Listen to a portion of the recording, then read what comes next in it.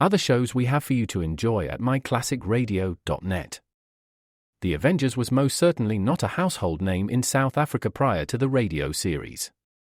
With no national television service until 1976, the mechanism simply was not present in the country to show television programs to mass audiences. While many other countries reveled in the filmed adventures of John Steed and company, South Africa was not equipped to join in the fun. The series took Britain by storm and made a major impression in the American markets, being that greatest of rarities, a British series given a network transmission slot. However, as a filmed series, rather than a videotaped one, The Avengers was able to gain a modicum of exposure in South Africa through film rentals. Come and listen at myclassicradio.net. Other shows we have for you to enjoy at myclassicradio.net. 21 Precinct was a police drama broadcast on CBS from July 7, 1953, to July 26, 1956. It initially served as a summer replacement for My Friend Irma. The show was produced in cooperation with the Patrolmen's Benevolent Association of City of New York and adaptations from True Criminal in New York. The Policeman's Point of View. Historically, the 21st Precinct had been located near Gramercy Park, Manhattan. In 1929, the department reorganized the precinct numbering, and 21st designation was discontinued. No such precinct existed during the run, nor does a 21st precinct exist. However, the fictional precinct's territory closely corresponds to that of the Upper Side's 23rd precinct since 192. Come and listen at myclassicradio.net. Your Coca-Cola bottler presents Claudia, based on the famous play and novels by Rose Franken. Brought to you transcribed Monday through Friday by your friendly neighbor who bottles Coca-Cola. Relax, and while you're listening, refresh yourself. Have a Coke. And now, Claudia. Now, you listen to me, David Norton. You can't help being in this hospital, and you're going to be here several days more, so you might as well just sit back and enjoy it. I'll sit back, and I'll even lie back, but I won't enjoy it. Honestly. Just because you're stubborn. Well, did you enjoy being in the hospital when you had the baby? I loved it. I did, too. All the lovely attentions I received, nurses running in and out. Yeah. And they didn't make half as much fuss about me as they did about you because you just happened to be a man. Not such a bad-looking one at that. You don't have to flatter my ego. I'm not. Any other day you'd agree with me, only today you're in a bad humor. Yeah, well, you'd be in a bad humor, too. You are a fine sport, you are. I am. All you have is a silly little broken collarbone and hangover from a concussion. You ought to be very grateful. Well, if that's all I have, why can't I go home? Oh, darling, I hate you to be in the hospital, but I just keep knocking wood that you are. Could have been so much worse. It shouldn't have happened in the first place. Well, it wasn't your fault. The other man skidded into you. And he's dead. David, it wasn't your fault. I know it wasn't. You don't have to keep telling me. The fact remains that he's dead, and it's not a nice thing to think about. David, you're not going to brood about it, are you? Why shouldn't I?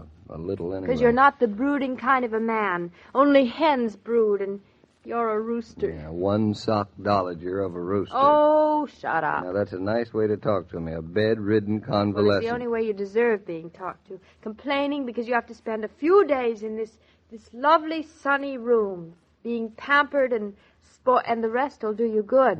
I'm not tired. Maybe you would be if you weren't in bed. Well, that's one way of looking at it. As a matter of fact, you look so comfortable, I almost wish I were here, too. If you were, I wouldn't mind so much. Now that was sweet. Well, am I not always sweet? So. If I could turn over, I'd show you something beautiful. The nurse said I have the most stunning black and blue marks between my shoulders. The shape of South America. Oh? South America's a lovely shape. We'll have to go there someday. You just get well. That's all I care about. And Mama and the baby and Fritz and Bertha, it's all they care about, too. Have you spoken to Roger today? Oh, yes, just before coming over. What did he say? He says, everything at the office is going on fine. He's managing beautifully. Aren't you pleased? Yeah, delighted. There's nothing like being dispensable. Now, Roger didn't mean it that way, and you know it. I suppose not. I'm glad he's managing without me. Hurts, doesn't it? Well, how would you like it if I told you everything at home was going beautifully when you weren't there? You do tell me. You tell me that all the time. It's different with a man. Yes, everything's always different with a man. David, listen, you should hear how the telephone at home rings all day. People from all over Eastbrook telephoning to find out how you are. People I didn't even know we knew. Let's go back and try that again. Now, let's see. People that People I I didn't never even knew. Yeah, I knew. That's all right. Before. Forget it now. That's nice. Okay. I'm glad. Yeah, that's great. You get the idea. David, listen. Do you want me to bring you any books to read, or some pickled calves' feet, maybe? Sick people always eat pickled calves' feet. I wonder why. I'm not sick, and I don't like pickles calves' feet, and I can't sit up yet, and it's sort of difficult to read books. So maybe tomorrow. You'll be home before you know it. Oh, sure. Car's still at the garage. Man says we'll have it next week. I guess I can't tell you anymore not to drive so recklessly. I guess I won't have a leg to stand on. Not a leg? I guess from now on, you're the boss at the wheel. Now, that's a bright thing for you to be saying. Very brilliant. Mm-hmm. How long have you been driving? 12, 13 years. How many accidents have you had? One's enough. One little accident that wasn't even your fault in 13 years. That's a pretty good record, I'd say. I haven't even been driving 13 months, so don't you start making pretty speeches about me being a better driver. Am I not allowed to even make pretty speeches? Oh, darling, I love you, and I want you to be happy. Come in. Why, Mr. Tucker. Hello there, Mrs. Norton. Hello there, son. Well, this is a surprise. Just thought I'd amble over and give you my howdy-doody.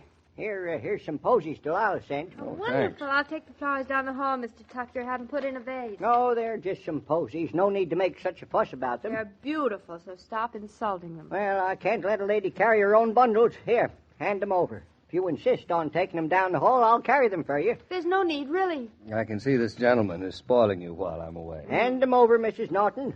So gallant, Mr. Tucker. Be right back, son. Just escorting your wife down the corridor away. I don't blame you. I'd rather be with Claudia than with me any day. No, not I. I'd rather be with you. I'm tired of being with me. See you, David. Well, I sure handled that pretty smooth, didn't I?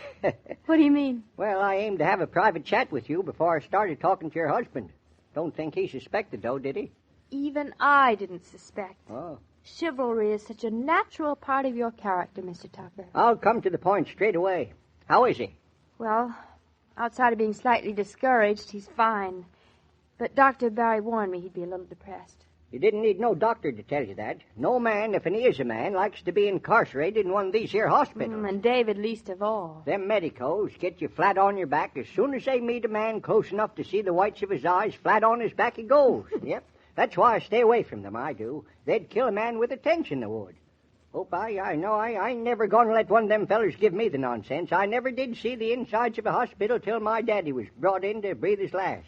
And that was over his dead body, figuratively. So you said. Yep. I knew the minute he crossed the sanctimonious doors of a hospital, he'd breathe his last.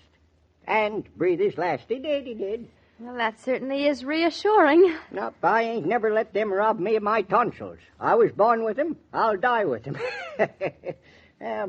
Guess better go in and see your husband now. Was that all you wanted to tell me? Just want to see the lay of the land.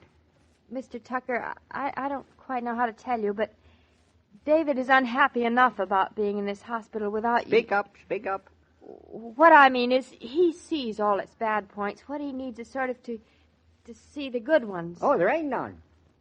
Well, I wish you could think of some. David would listen to them if they came from you, Mr. Tucker. Mrs. Norton, I ain't no hypocrite. Could you just be a little... pretend the hospital is a fine place for him to be? Nope. Sorry. I couldn't lie that much. Even if it's important? Even if... Well, I guess I better go put these flowers in a vase. I'll be back in a minute. Now, I'll go in and cheer up your husband. Yeah, you'll cheer him up all right. Well, Mr. Norton, I did me little service to the fair sex, and I'm back. Well, pull up a chair, Mr. Tucker. Must say it sure is something of a surprise to me to see you lie abed this fine fall weather. Yeah, it's something of a surprise to me, too. This ain't a bad room, though, it ain't. Got a nice look out that window. Well, I can tell you exactly how many branches there are on the tree, You each don't tree. say. You know, I was just telling your wife I'm a fool of a man, all right. How come? Well, here I've been going around and priding myself that I ain't never set me foot in a hospital, that I ain't never let no medico coax me into one of these here places. I was telling her that in all the years I never let anyone take care of me save myself. Well, I think you have the right attitude, Mr. Tucker. Well, I wonder if I do. You know, I ain't the young feller I used to be. Oh, go on, Mr. Tucker. You're getting younger every day.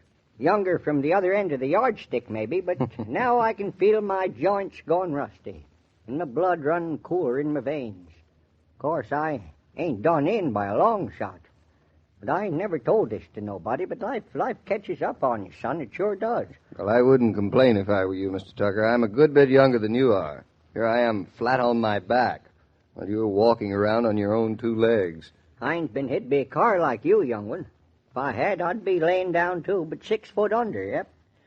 I'm thinking maybe since this is the autumn of the year and the autumn for Jared Tucker, maybe I ought to let the old guy get himself looked over. Dr. Barry, maybe, yep. You look fine to me. You never know. Trees look good on the outside and they're decaying on the inside. It can seem perfectly healthy, and yet parasites will be sucking out its strength. We ain't none of us different from the other. Every now and then we got to get the decaying parasites out of our systems. Say, what brought all this on, Mr. Tucker? Oh, just thinking. Just thinking as I watch you laying in bed so comfortable, so cool, looking so good and rested. I ain't seen you looking so good since first set eyes on you. Well, I don't think I've had so much rest and a lump in my life before. Do you good. Do me good, too, if I had sense for it. Maybe I ought to let myself get hit by a car. No, take my advice. Kind of forced me to slow up a few days, maybe, even for a couple of weeks. Does man good to set his mind wandering. Nothing else to do but let it dream and think. Yeah, I have an awful lot of time for that. Young man, when I was a boy, I had some sense. I used to lay down on the slope of a hill neath a tree, chewing on a blade of grass, and I used to dream. Just lay there and dream, building castles. Then I started to hopping. I kept right on hopping, still hopping. I look back now, and the best moments in my whole life was when I was laying under that tree with a blade of grass in my mouth and dreaming. Got a half a mind to start dreaming now. Why, a man can be almost anything he wants to be if he gives himself time. I saw myself a John Paul Jones once. Another time I dreamed myself an Abe Lincoln. Then there was a day when the shape of a cloud was in the form of an elephant. And that day I was one of them Indian potentates. Dreaming's a good way of passing time. I guess I've gotten out of the habit. Oh, we all do. We ain't got the sense to cut ourselves out a chunk of time just for dreaming. I hold that when there are dreams, when men can believe in them and want to live by them, the world's a better place. We've been hurrying so darn much lately, I kind of forgot. Those are mighty good thoughts, Mr. Tucker. Well, you got a big chance, son. I haven't been looking at it that way. You had a beam in your eye. But you start ruminating and you won't be feeling so sorry for yourself. Yep, I've got half a mind to rent in your room. Getting myself laid up in one of these here beds, have my meals brung in by the pretty nurses. All dressed in white and just laying there staring out the window, dreaming and ruminating. Well, you've almost got me convinced, Mr. Tucker. Danged if I ain't got myself convinced. Yep, I sure do envy you. If when some member of the family wants to have a party, you think it means a lot of extra work for you, here's a suggestion. Instead of making a fuss over company, just get a case of Coke and make no other preparations. Everyone enjoys ice-cold Coca-Cola, and you'll enjoy party-giving more if it doesn't ask too much of you in the way of cooking and table setting and dishwashing. Wait a minute there, Mr. King. Don't say another word. Why, what's the trouble, Mr. Tucker? Oh, nothing's the trouble. I just wanted to have a bit of conversation with you. Oh, I thought you had great news for me. No, nothing important. Say, I seen the doctor just now. Mm-hmm. And he says it, like as not, young David's going to be going home beginning of the week. Oh, that is news. Great news. Think so? I was just convinced by him that a hospital's a fine place to be for a bit of time. Well, did he convince you, or did you convince yourself? Well, guess sort of worked sort of mutual. Yeah, I guess it did. Yeah, I guess I better be toddling. Pigs ain't getting fed this way. Well, see you later, Mr. Tig. Very soon, Mr. Tucker. As I was about to say, every day, Monday through Friday, Claudia comes to you transcribed with the best wishes of your friendly neighbor who bottles Coca-Cola. So listen again Monday at the same time. And now this is Joe King saying au revoir. And remember, whoever you are, whatever you do, wherever you may be, when you think of refreshment, think of Coca-Cola. For Coca-Cola makes any pause the pause that refreshes. And ice-cold Coca-Cola is everywhere. The parts of Claudia and David on this program were played by Catherine Bard and Paul Crabtree, and the entire production is supervised and directed by William Brown Maloney. And now here's a word from your friendly neighbor who bottles Coca-Cola.